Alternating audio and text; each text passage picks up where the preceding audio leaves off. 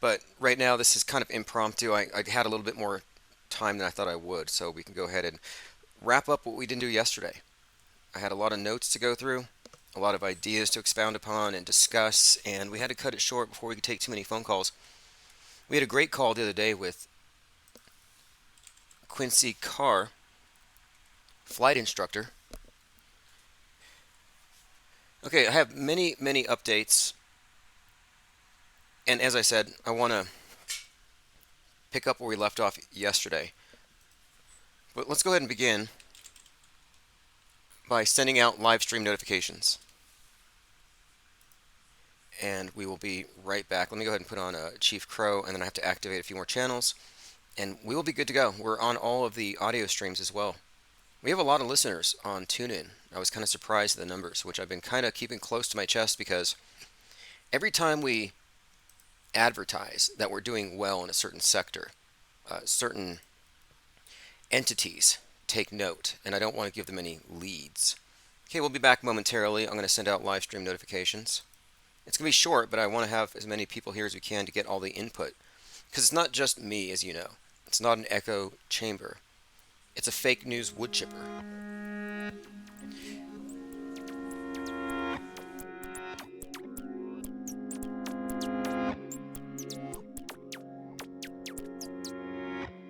I'm on auto hoax, and it feels so good. You just auto believe everything like I knew that you would. In my dream, you know I ain't got time, baby, for another crisis actor with soulless eyes. My buddy and me. Telecommunications Act of 1996. 96, y'all. Gonna filter your eyes and scrub your mind.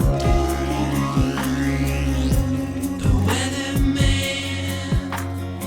he's just another bad joke.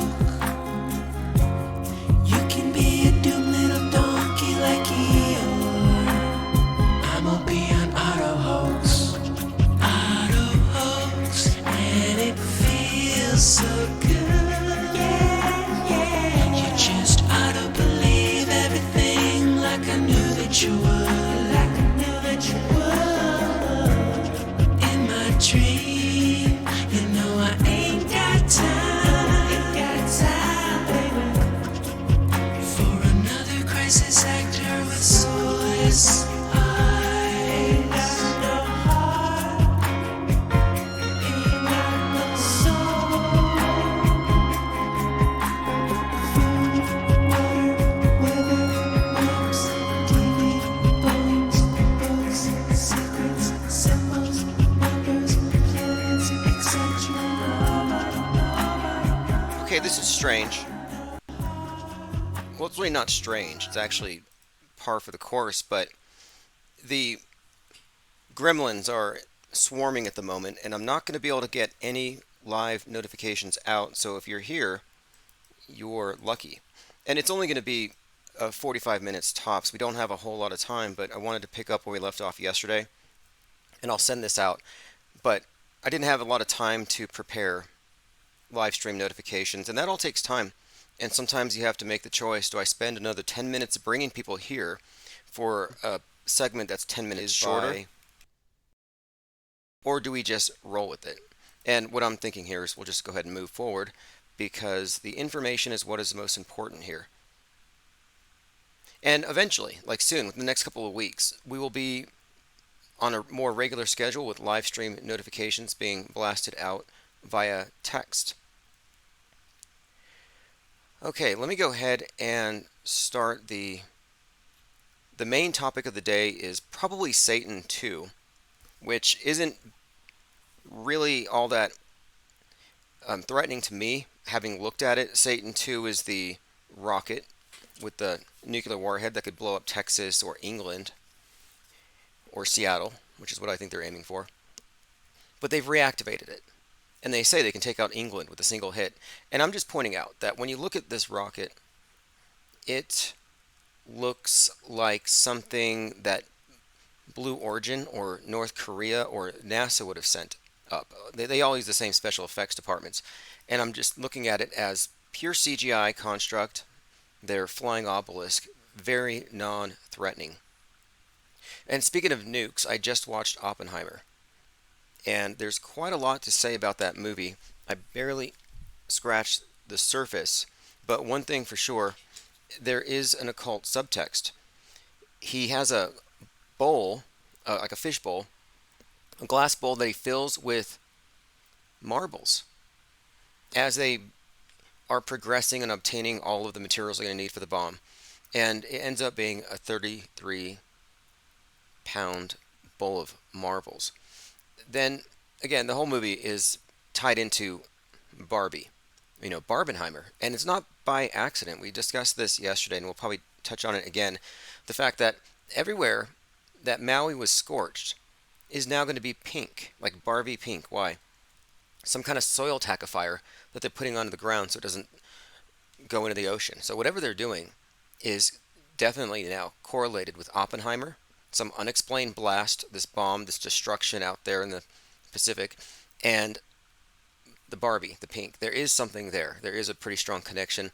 And this is why they manufactured that phenomenon or that trend of Barbieheimer. They put that connection in there. And we have been discussing the perfect parallel between the various movies, how they release these movies at the same time for a reason, and they're meant to be looked at in a well, they're not meant to be, but they're you can only understand them if you look at it holistically. If you recognize that these movies aren't separate entities, they're actually telling the same story across multiple fronts. And the fascinating thing about all of it, of course, is the fact that Barbie, who is now, just in everybody's face, Robbie, or was it Margot Robbie, was Babylon, and we talked about this, the movie Babylon, and the significance of it all. It's just outright Satan worship in public, is what I'm saying. Anyway, the good news, Satan 2 is fake. Now, is Satan fake? That's another question. Continuing here, and look at the numbers. Nuke alert. Putin puts 16,000 mile per hour doomsday nuke dubbed Satan 2 that can sink UK in one strike on combat duty for the first time. So let's break this down. 16,000 miles per hour, 16. 16 is the number associated with the domestic violent extremist attack to come. We often talk about the numerology inherent in all of these various psyops and how the number 16 goes back to Waco. And this is why it's important to watch all their documentaries and retro auto hoax, because everything is part of the same fictional universe and it's all connected. There are coincidences, but there are also meaningful coincidences. And the people who say these are just coincidences aren't making that distinction. And it's very important because it lets you know that the January 6th thing was a setup decades ago. It wasn't intended to succeed. It was intended to entrap the right, fracture everything.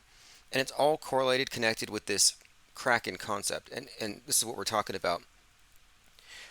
Let's start with this, though. 1.6 million rounds is what triggered the ATF. This was the weapons violation that had them go after Dave Koresh, 33, believed to be Jesus, at Waco. And they incinerate him.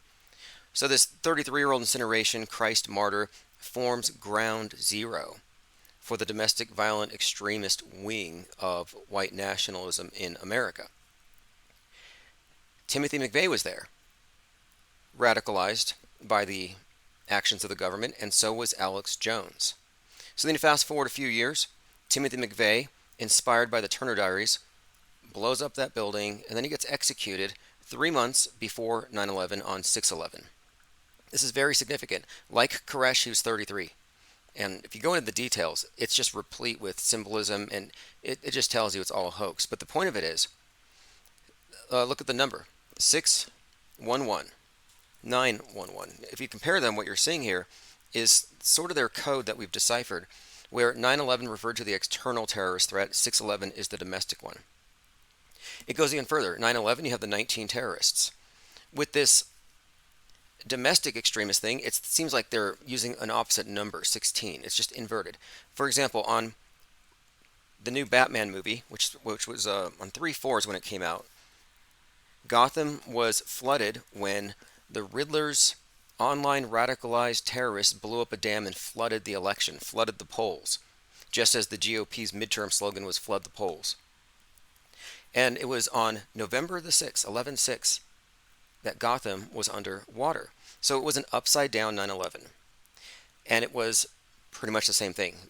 Gotham underwater, 11/6 by domestic, because that's what the Riddler represents, Q. The agitation from Q, radicalizing, Q sent the QAnon shaman, another 33-year-old ringleader in one of these psyops. Yes, he was 33 when he charged into the Capitol with a spear. Acting like a fool, looking like a moron, probably smelling like roadkill. And he comes out of jail 27 months later, polished, way fitter. I thought he was like starving himself, that he didn't want to eat the jail food. And he's very polished. He's so mediagenic now. It's almost like they sent him into some kind of COINTEL boot camp, because he is totally polished. And his presentation on InfoWars is as good as Alex Jones. Content-wise, I put him on par with David Icke. It's almost like a David Icke regurgitation. Anyway, to continue, we're just talking about the January 6th. And what's the number? 1/6. Again, this is the thing. We're talking about the correlation between Putin's doomsday nuke that goes 16,000 miles per hour and the bigger story of this fracture. And it makes sense, too, that Putin would be involved, because we're looking at the Putin plus domestic violent extremists versus the world type of scenario. There's some kind of an alliance. And note, too, that it says it can sink UK. And the whole sink thing, I think, is referencing the Titanic, or as a metaphor for the sinking of the West, or the sinking of the Twin Towers, which have been correlated with the sinking of the Titanic if you follow the bigger subtext. But let's continue with the 1/6s. So again, Waco, 1.6 million rounds. This radicalizes Alex Jones. And then, it also kind of triggered and radicalized Bill Hicks, interestingly enough. Now, you might remember Alex Jones on the Piers Morgan show ranting about how 1776 will commence again if they try to take the guns. The spirit of 1776, which is what you saw in 1/6. Well, he was referencing the fact that the DHS just purchased 1.6 billion hollow point rounds. And again, he was radicalized at Waco, helped rebuild the Branch Davidian compound. So another 1.6 associated with Alex Jones, who later shows up at the vanguard of the 1/6 insurrection. Then the insurrection itself was really largely instigated, of course, by this narrative of the stolen election. And this is where the Kraken comes in. Sidney Powell, the Kraken lawyer. The Kraken was a reference to the info that would break everything, that it would show the truth and it would overturn a stolen election. It never actually materialized. But the Kraken is a very important symbol in all of this, and I think it refers to an attack from the sea, specifically a doomsday nuke, something along those lines. Now, there's a Netflix show that actually stars an Alex Jones in some of these episodes, because it's based on conspiracy theorists. It's called Inside Job. Inside Job is a Alex Jones catchphrase. 9/11 was an inside job. So there's a 9/11 reference tied into what I'm describing next. Season 1, Episode 6, another 1/6, has a Kraken, and it takes down a Titanic-like mega yacht with Bezos on it. This is a recurring theme, and then the company that was counting the votes, Dominion, sues Fox for $1.6 billion. What's in Dominion Voting's $1.6 billion lawsuit against Fox? Again, because of the whole Kraken thing. So this is just the latest development along these lines. And I was talking about Oppenheimer and how that movie's timing is very significant because of this. They're putting it in people's minds. This is what these will do. This is why it's such a scary threat. They're bringing back trauma that's been programmed for generations, fear. And Oppenheimer's wearing a badge that says K6, which is 116. Christopher Nolan made this movie on IMAX film, which he says is 11 miles long and weighs 600 pounds. And you can just ignore the zeros, like with a 16,000 mile per hour doomsday nuke. So 116 is encoded into the Oppenheimer movie with the 33 pounds of marbles central to it for some weird reason. But you can see the connection here. It's the nukes in the hands of the domestic extremists to do the domestic equivalent of a 9/11. And it's not an exaggeration to say that QAnon is American ISIS. It's really not. You just have to look at how they created it as like a mirror, just like 9/11 to 6/11. It's all a mirror. QAnon, Quran, Deep State, Great Satan. They all have the same value system that's been sort of more or less a rejection against progressivism. Not that that's a bad thing necessarily, but it's one of these false dialectics. Great Awakening, Great Reset.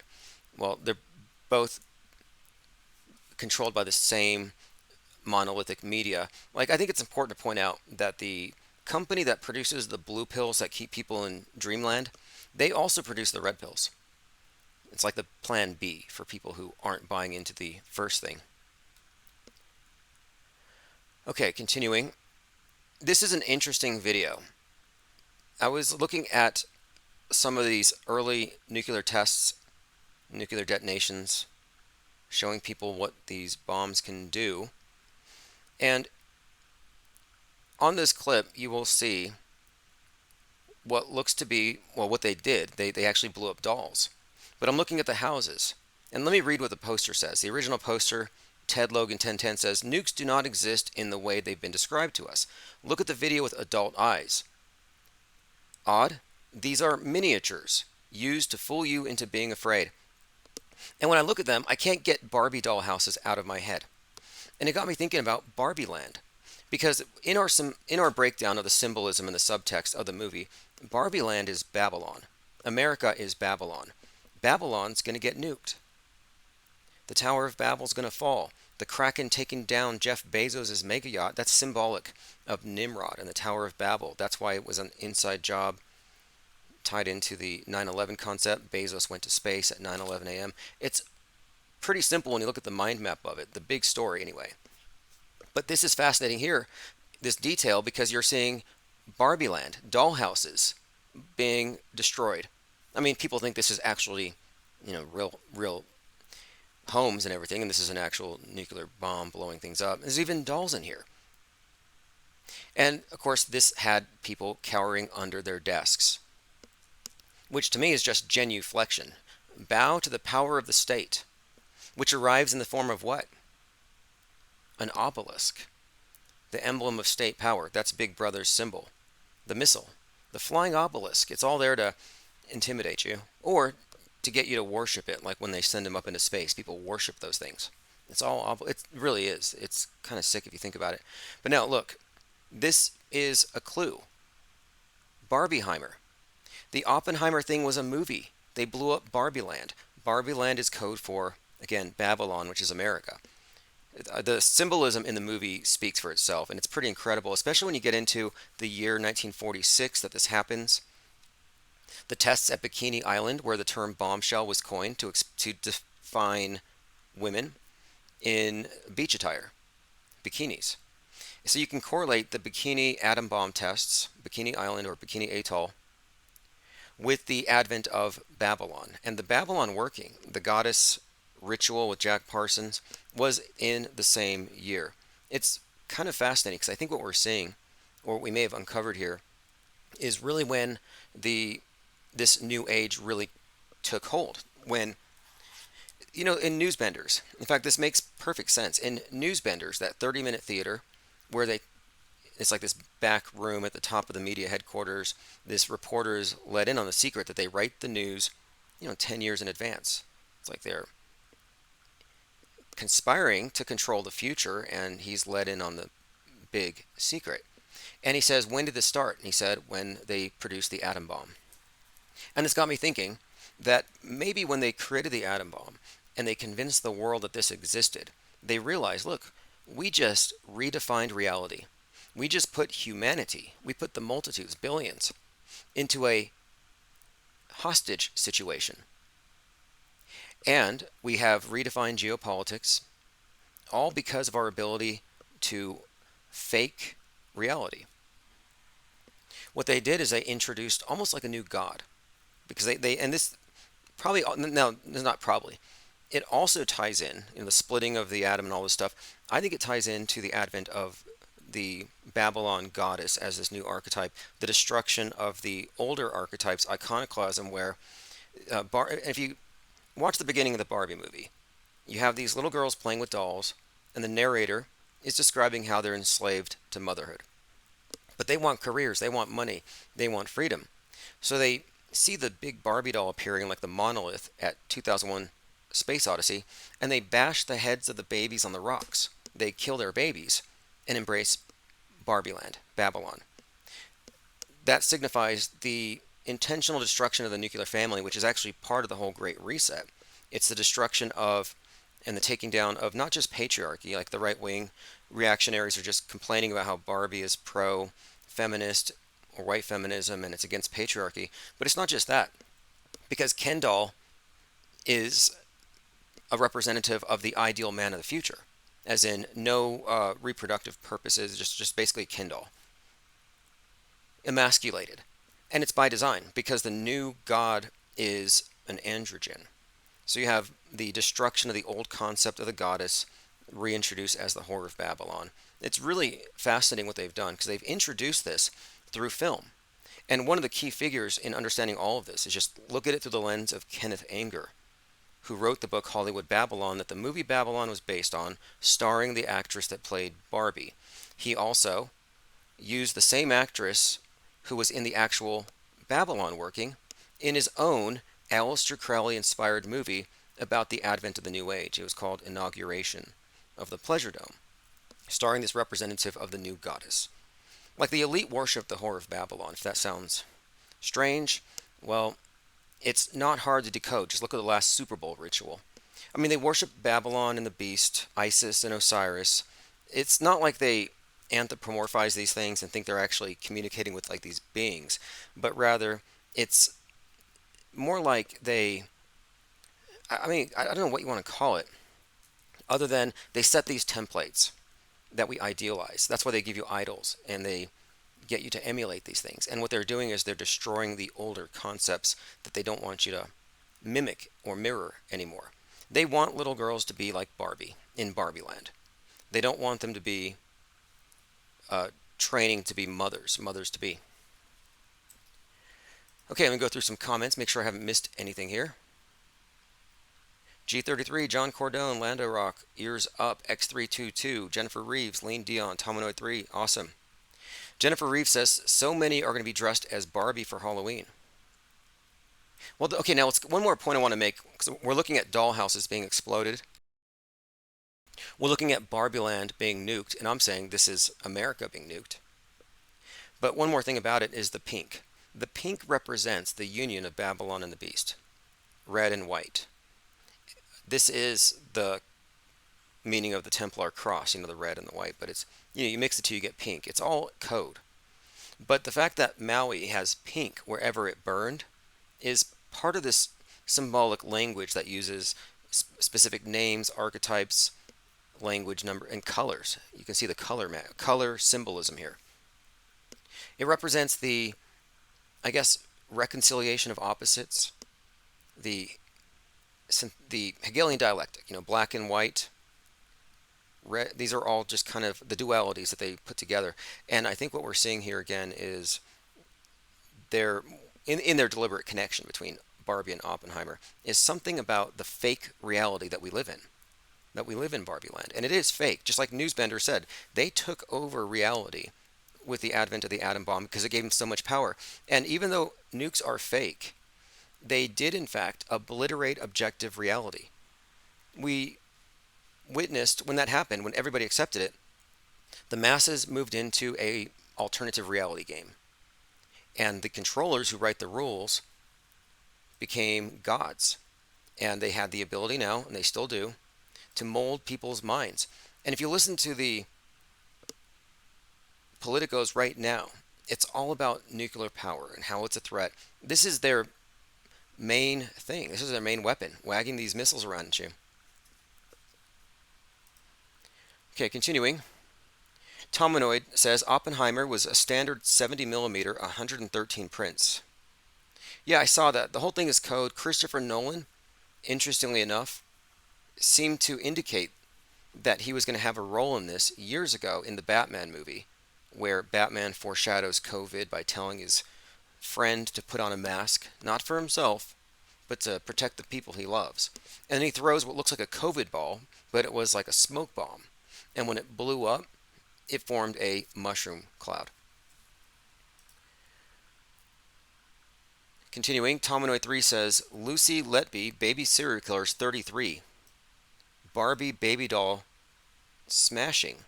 Okay, so we have an actual serial killer named Lucy.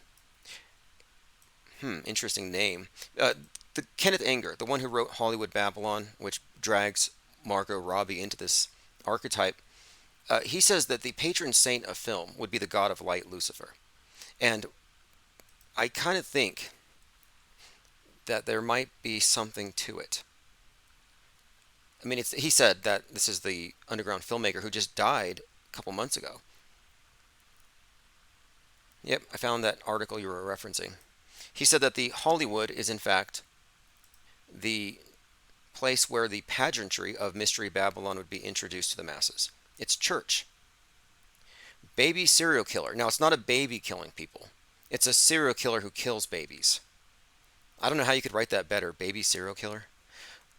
Letby, 33, was given a whole life sentence for murdering 7 babies and attempting to kill 6 more. That would have been 13. Working at the Countess of Chester Hospital neonatal unit, meaning she'll spend the rest of her life in prison. Interesting. So she's in the news right now. Yeah, there might be something to it. I was going to say, in this movie, Barbie appears and all these children are sacrificing their babies. In the way that she shows she approves, and she's wearing a black and white striped bikini. Again, the black and the white, the duality's built into it.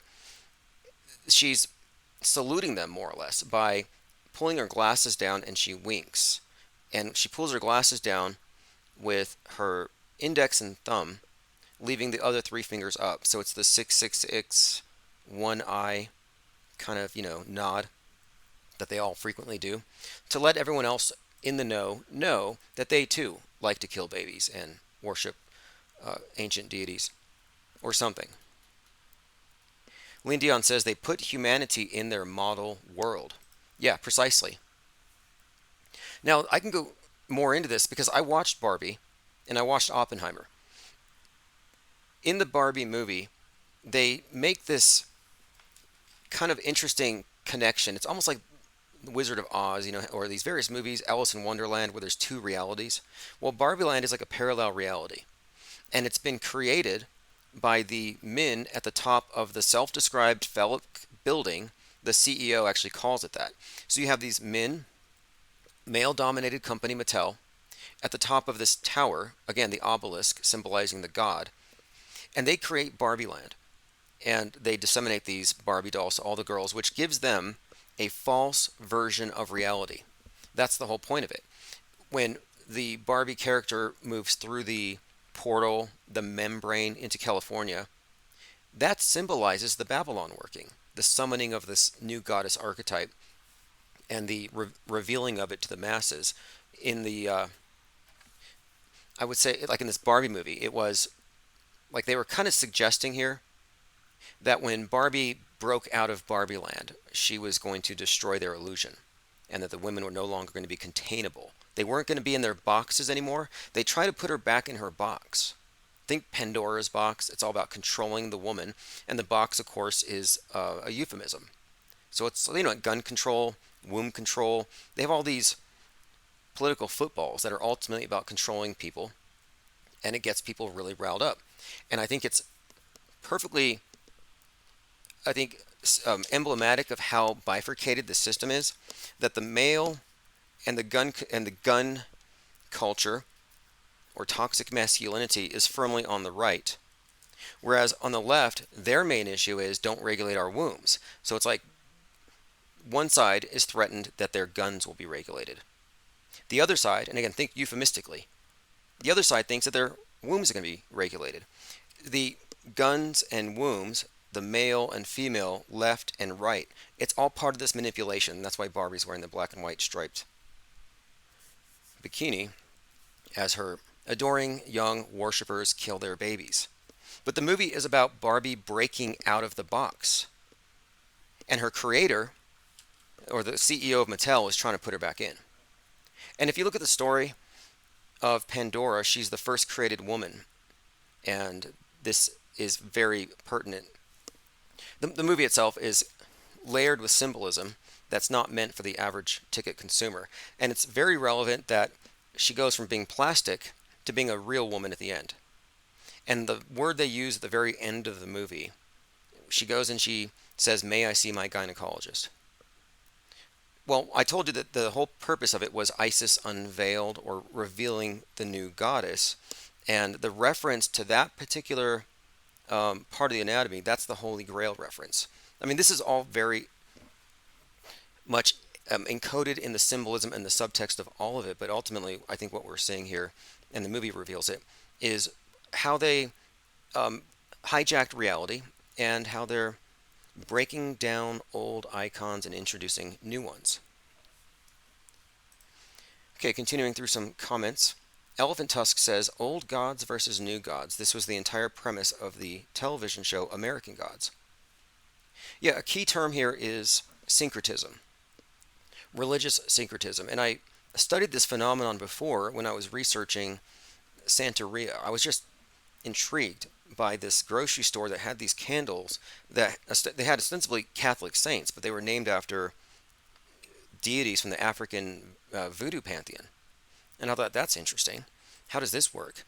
And my research just kind of led me into this area where you can see how when there are measures taken to repress certain cultures, they tend to survive in the underground. And one way they survive is by blending in. And the Santeria religion is basically using Catholic saints as masks to worship these Afro-Caribbean deities. It's all just disguised. But when you look at the symbolism, it aligns perfectly, even up to the astrological. For example, you can look at the color associations and the myths and how they actually do correspond to the planets, because it's all based on the planets. And this isn't outside the purview of our everyday lives. Like, this isn't esoteric. It's actually in our faces. Just look at the days of the week. You know, the whole, like Tuesday is Tyr. It's a Norse god. Wotan, Wednesday. Thor, Thursday. Frida, Friday. These are all kinds of old gods just repackaged, and they kind of merge them together. And what they've done for this great reset era is they're introducing the new gods. And the new god it's not a patriarchal thing, not matriarchal, but it's rather the androgen, the perfect mix of the two, the god represented by Mars, the age of Mars, or the Aeon is what they call it. This is why Elon Musk is the face of the plan to take us to Mars, Pope Elon, because that is the direction of the new age. It's the age of Mars. What does that mean? Well, what would Mars look like? Sustainable enclosed systems, post-capitalism, basically Western concepts of individuality, which will be ruled to be unsustainable. Space communes, space communism, the neo-fiefdom, like feudalism, I guess you would say.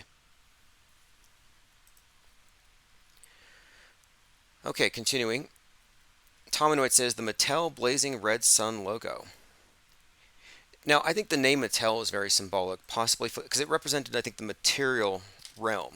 It's M-A-T-T, and then E-L, the name of the god that is often represented by the obelisk, the dead earth god.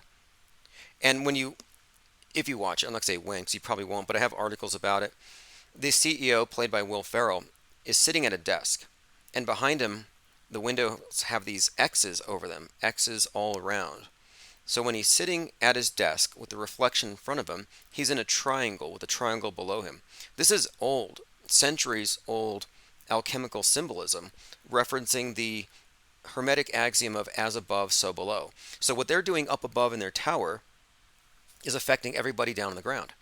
So their little microcosm real that they create with Barbie Land is manifested onto the world at large. And when Barbie goes to the top of the tower and says she's leaving Barbie Land and becoming a real person, it destroyed the illusion that the male dominated Mattel, it destroyed their programming that they had put into the little girls. Be a mother, stay at home, traditional values, everything MAGA stands for. This is why the right wing was so incensed by this film, because they're seeing it as a direct attack on traditional values, which it is. It's all by design. But I think the correlation between Oppenheimer and Barbie is extremely notable and relevant here, because the more I look at these dollhouses exploding, and we're looking at Barbie Land as symbolic for Babylon, and America is Babylon, so it's the fake model reality, as Lean Dion put it. They put us into their model, the newsbenders, that is. And we're reaching the stage where the script shows that the right wing is going to somehow pair up with Russia and instigate some domestic equivalent of a 9/11. That's the big story. And it just, to me, I would also point out that the Maui thing seems to be some kind of a callback to 1946. Has all the features. Okay, now let's move on to the next topic. There's so many things we didn't get to yesterday. I didn't want to. Okay, now this is fascinating. Candace Owens. I listened to her podcast because she's a huge sellout and manipulator. I don't think she's authentic. She's very smart and useful to the system. She's friends with Jason Aldean and was gaslighting her listeners about the real meaning of that song and the video, just playing dumb about the real context. Her husband is the CEO of Parler, where much of the January 6th stuff was organized. Parler was a huge honeypot. In fact, they had my driver's license. Just to get into their account, you had to be verified. It was a huge, I think, pre-January 6th honeypot. And she was the one who went with Ye and instigated basically the burning of Ye's world, like Westworld. His fall from grace was symbolic. Talking about Ye. Ye West's fall from grace was symbolic of the West itself burning. It was all a staged play, but she brought him out with the White Lives Matter as part of his new clothing line, and it instigated this entire drama between BLM, White Lives Matter, between Ye and his influence and what he was doing on social media by the things he was saying. He went on Alex Jones with the mask on, like a black hood. It's all scripted, and I was really delving into it because he had written a song in 2013 called Black Skinhead, which is mostly a ripoff as far as the sampling from, I think, Marilyn Manson. But the Black Skinhead with KKK in the title didn't make any sense to me. Well, now it does, because you have, next to Nick Fuentes and Alex Jones, you have the person who's espousing the doctrines and beliefs and the attitudes of white nationalism, and it's a black man doing it. So it's a black skinhead. Kind of a fascinating development. But Candace Owens was there, and I'm saying it's not a coincidence. She's one of these partisan instigators and agitators. But listen to what she said here. This struck me as interesting and possibly revealing, because I think many of these media types, I'll say all of them, are insulated to a high degree. She said, quote, "I'm getting a little tired of the everything is a conspiracy hive mind. The people that think that nothing is real, that every person is being controlled. This is equally as twisted as those who believe everything as the media says." Now, what she just stumbled upon is the fact that the auto disbelievers, the people who just say it's all fake, just ignore it all, this like dismissive hand waving of all news, yeah, that's not discernment. I stand against that. We do not say everything's fake and make these statements with nothing to really back it. Quite the opposite. Like, it takes discernment, it takes the parsing of the available facts, it takes a lot of discussion or thinking, cogitation. It's not just something you just knee jerk react to. But she's tired of the people who say that everything is fake, and there are people who do that.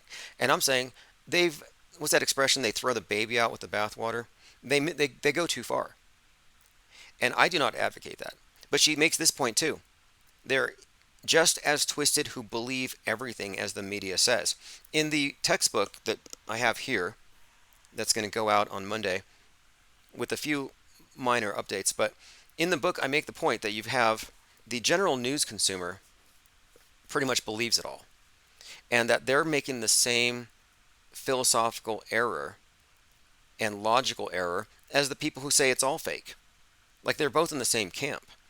The people who say panda bears are fake, gorillas are fake, and everything on the news is fake. Yeah, if they're not qualifying these statements, if they're just being purely nihilistic, I would say they're in the same camp as the people who believe the news. You might as well just plug back into the blue pill thing, and you won't be such an outcast, because it is not discernment.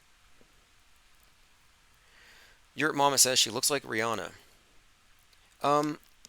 Maybe I'd have to compare the two, but I believe Candace Owens was an actress or something, and got hired to act as a conservative. I'm just saying I don't believe it. I don't buy it. I listened to her podcast, and she was gaslighting her followers about Jason Aldean. She's friends with Jason Aldean, who was 33 when he presided over the fake shooting in Vegas. And this is actually kind of a tie-in, because was it chief of police who was there during the Vegas thing is the guy in Maui now, who's also the coroner. And speaking of right-wing nuts and their obsessions, like, their obsession right now beyond just do is the missing children. Like, we've been hearing about this forever. Missing children. The tunnel children. The traffic children. Well, now their big thing is the Maui children are missing.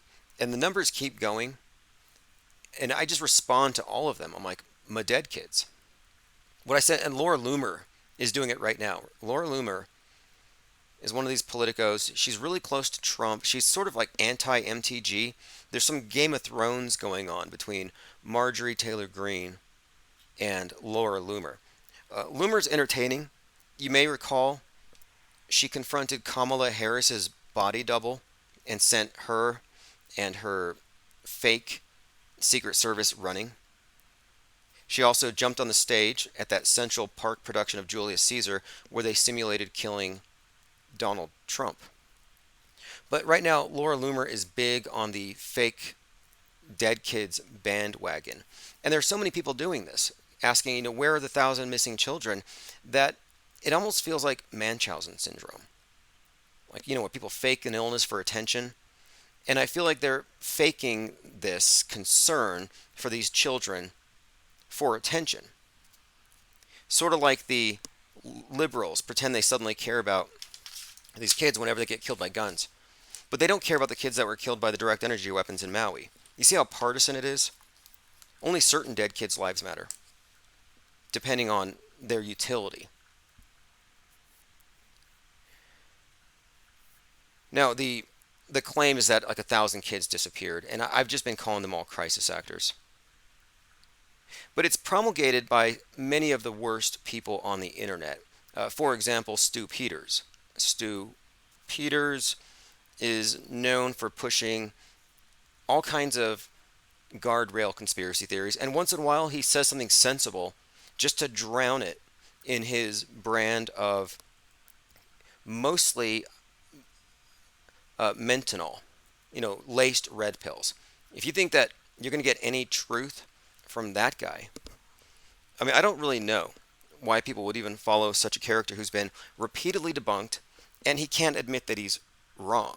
When Damar Hamlin turned out not to be dead, he was like, oh no, the only reason why he's still alive is because they cloned him, because he had to be dead, because I said he was dead. Like, he couldn't even admit that, okay, I got it wrong. I thought he was vaxxed to death, and he wasn't. No, he said, no, he was killed by the vax, but to cover it up, they cloned him. Like, if you have to make something up in order to not be wrong, what do they call that? Liars? Well, listen to this. He's in the news right now. Stu Peters is in Rolling Stone today, September the 1st. And this is going to backfire on anybody who talks about conspiracy theories. Conspiracy theory kingpin calls for Hunter Biden's execution. How is he a conspiracy theory kingpin? He's a promulgator of the guardrails, which are just the enhanced versions of the mainstream BS. For those who don't believe the mainstream stuff, they think they have the actual truth because they have a little more color added to it. But listen to what he's been saying. At a wild pit stop of the Reawaken America tour, headlined by Donald Trump Jr., Stu Peters demanded, quote, permanent accountability for Hunter Biden, and as well as Dr. Anthony Fauci, whom Peters insisted should, quote, hang from a length of thick rope until he is dead. Now, I can't say these things. If I said these things, I would be swatted.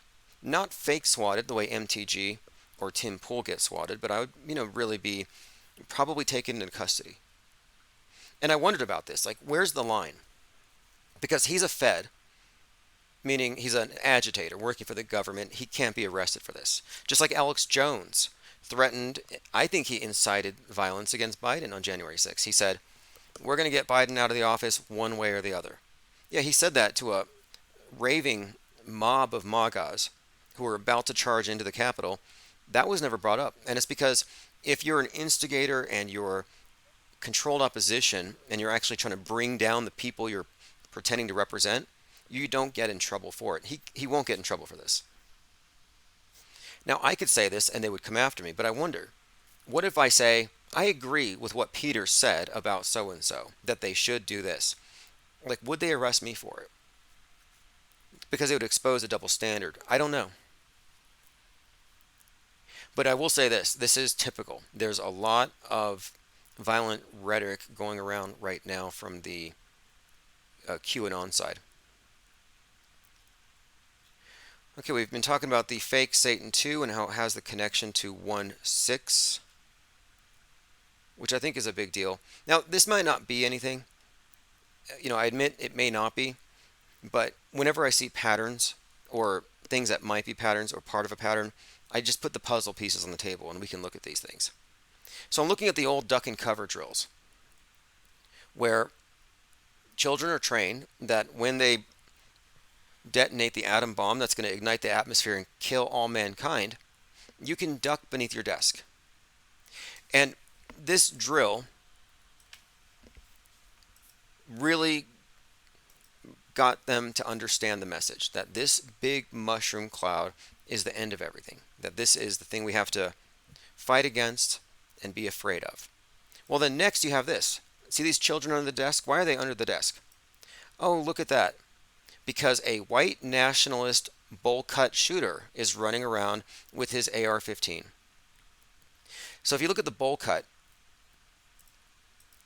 and compare it to the mushroom cloud, that's not a question. That the mushroom shape of the haircut is a correlation.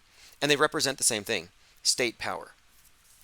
The active shooter gives the state an opportunity to flex and to dominate its subjects, to give them Stockholm Syndrome, and to paint up the bad guy that we all have to rally against. It used to be the nuclear bomb, but now what is it?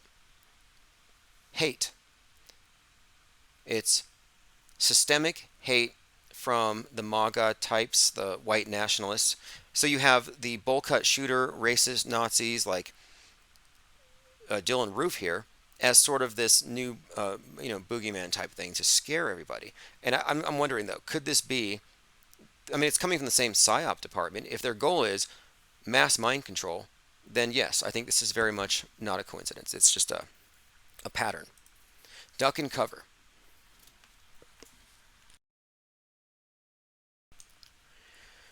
Okay, moving on. There's this old video, duck and cover, with this turtle. And I don't know. We may go back and look at some of the stuff. The programming is just so deep.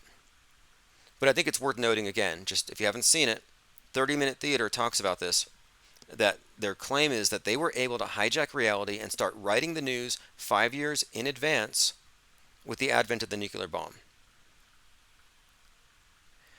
Okay, moving on here. Meanwhile, in La La Land, everything is real and legit.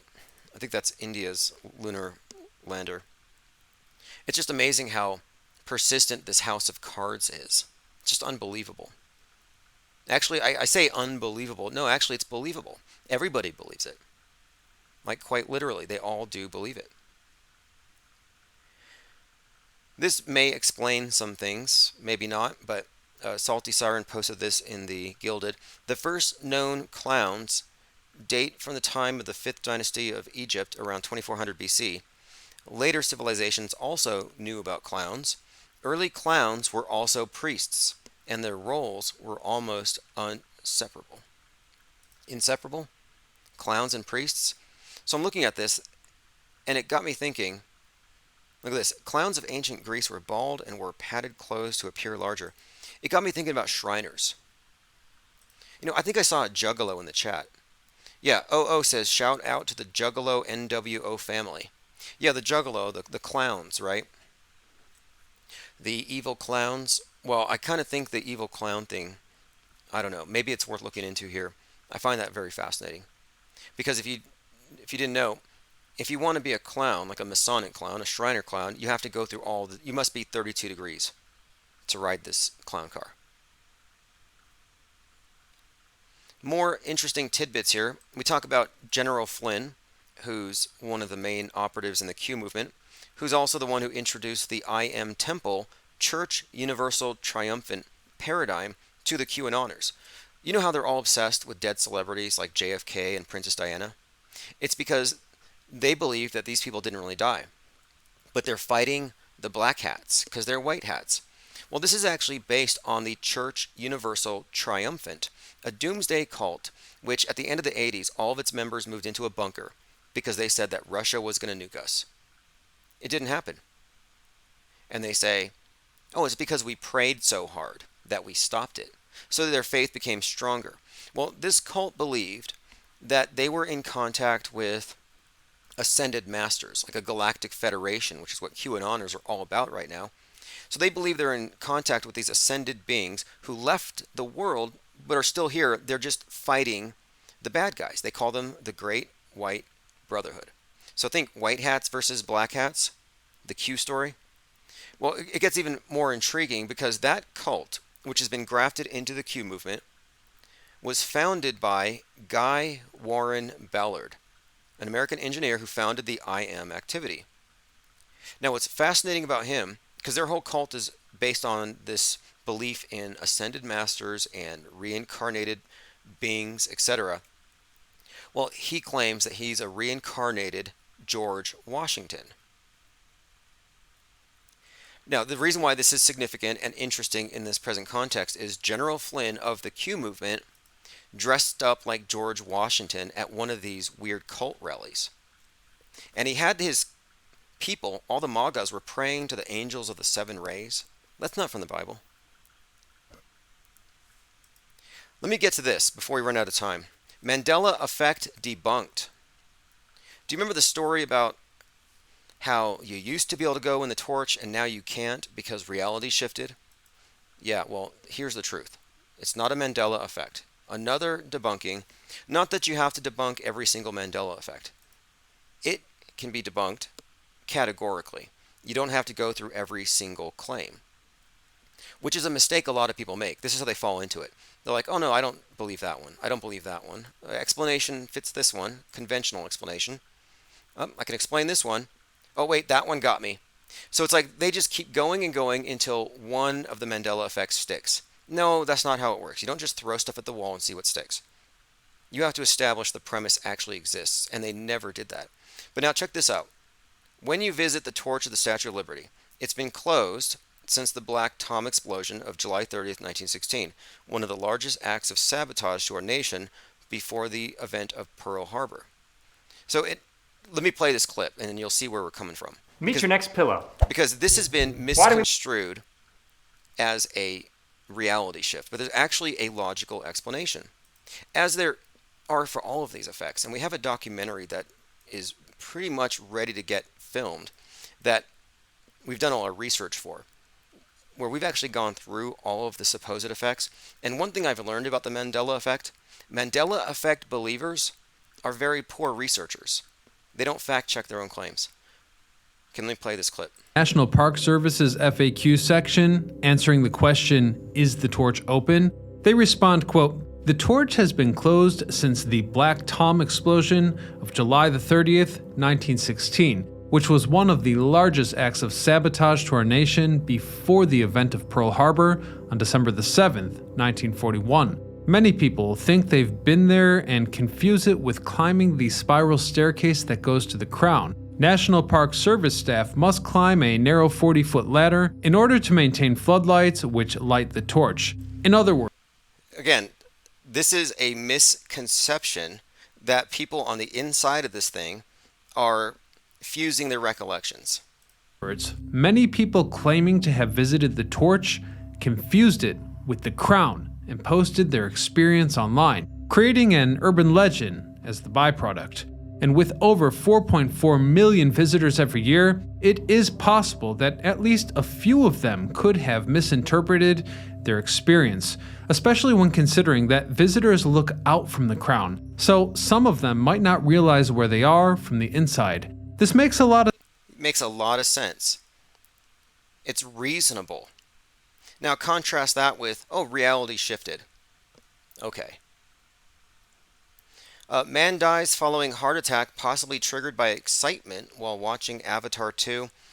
Fake. I can attest. I watched Avatar 2. There's no excitement there. It's basically Fern Gully crossed with Dances with Wolves and then repackaged with a lot of Gaia worship, where the characters actually plug their hair into fish, into trees, into animals to communicate with the planet's consciousness.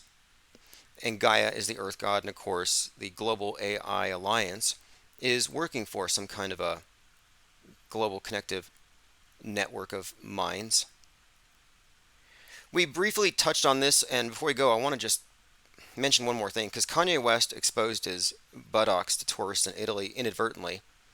And I drew the comparison to Kim Kardashian breaking the internet with her posterior in 2014. But I looked a little closer at it, and if anything, it was just basically plumber's crack. He wasn't like totally showing anything. It was just the way he was sitting. But I was thinking about his wife. Her name is Bianca Censori, like I censor. And I think I understand it now, because they could not shut him up. He was becoming such a problem with things that he was saying. They're like, how do we censor him? So they find someone to distract him. I censori, or I censor. I think that's what we're looking at here. And that's why I think she's been engineered. Like, hey, she looks just similar in disposition to Kim Kardashian.